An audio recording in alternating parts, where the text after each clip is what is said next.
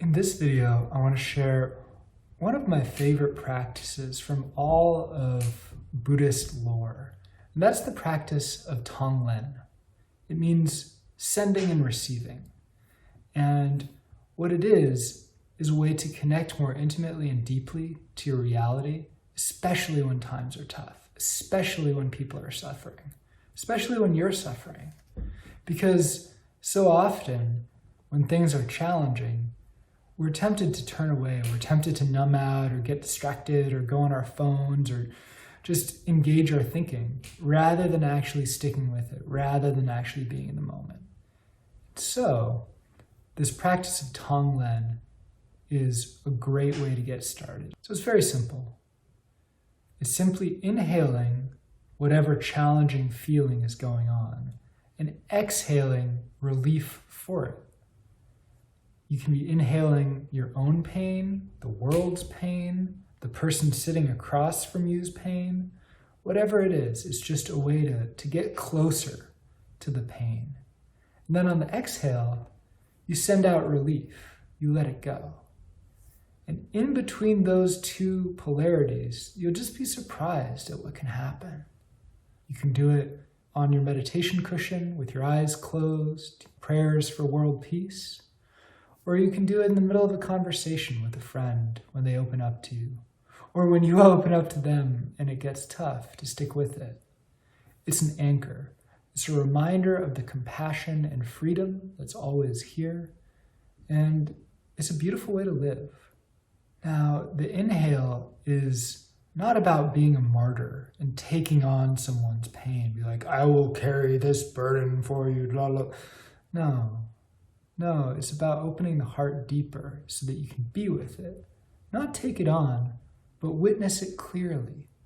And once pain is seen clearly, once pain is understood, it creates a space for it to transform. And then similarly, the exhale isn't about you either. It's not about, oh, I'm sending love and light to you because you're really in need.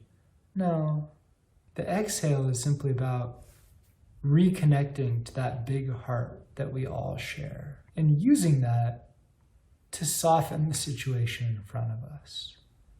And when you're starting this practice, it helps to just take a pause before you get in, because you don't want to be hooked by whatever is going on around you and say, oh my God, that's painful. Let me kick in my spiritual gear.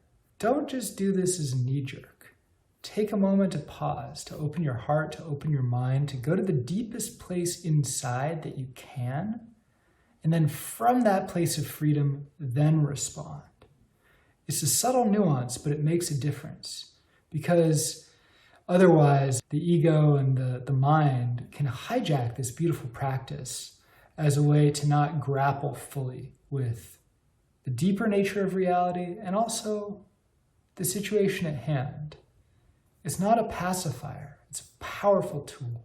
And when you start to work with it, you might be surprised just by how a challenging situation goes a little bit differently when you have this anchor of compassion and courage in real time.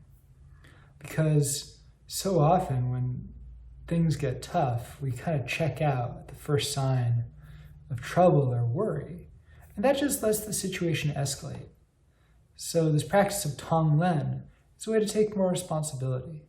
Responsibility not in the sense of a burden, but just the ability to respond. Responsibility. So let's practice. Start by picking a situation, either in your life or in the world. With all this going on in the world, I would suggest the world right now. But if you need to tend to yourself, do that first. The idea is not to take on a savior complex and burden yourself with all the pains of humanity. It's to realize that you're not separate from those pains, that those pains are reflected in all of us already, and that each one of us, by chipping away at it, we can send out ripples throughout this world. So let's do it. So remember, first, just take a pause. Come to your center, come to your heart, open your mind, let go of the chatter. And set your target.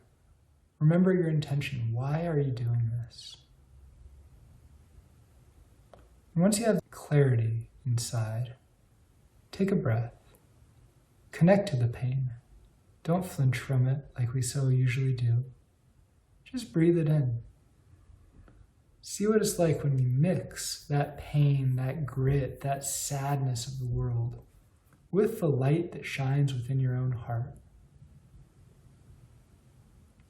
And when you brought it in, when you felt it, let it go. It's ascending and receiving, back and forth.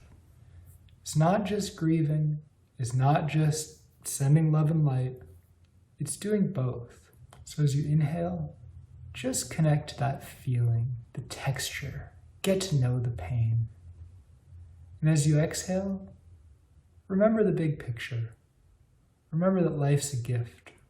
Remember that there are always more possibilities than our mind would think. Remember the love that's always here.